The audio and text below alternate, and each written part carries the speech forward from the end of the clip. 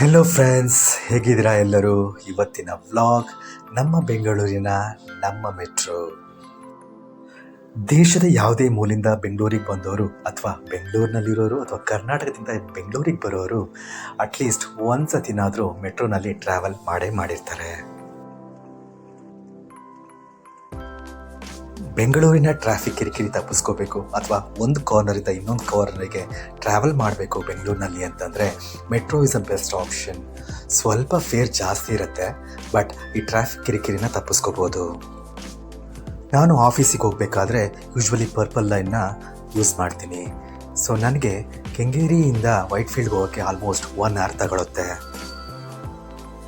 ನೀವು ಮೆಟ್ರೋ ಟಿಕೆಟ್ನ ಯಾವುದೇ ಮೆಟ್ರೋ ಸ್ಟೇಷನ್ನ ಕೌಂಟರ್ಲಾದರೂ ತೊಗೋಬೋದು ಅಥವಾ ಆನ್ಲೈನ್ ವಾಟ್ಸಪ್ ಮೂಲಕನಾದರೂ ಬುಕ್ ಮಾಡ್ಕೋಬೋದು.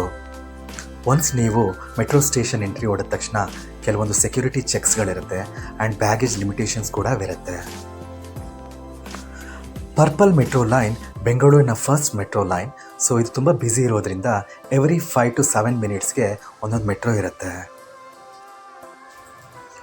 ಸೊ ನನ್ನ ಸ್ಟೇಷನ್ಗೆ ನನ್ನ ಪರ್ಪಲ್ ಲೈನ್ ಮೆಟ್ರೋ ಬಂತು.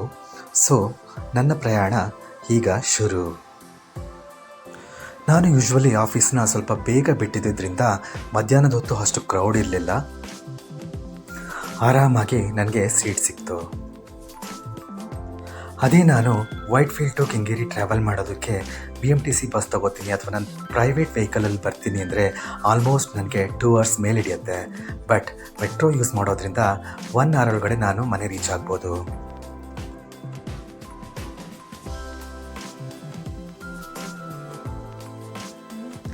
ನನ್ನ ಪಾಯಿಂಟನ್ನು ಆನ್ ಟೈಮ್ ನಾನು ರೀಚ್ ಆದೆ.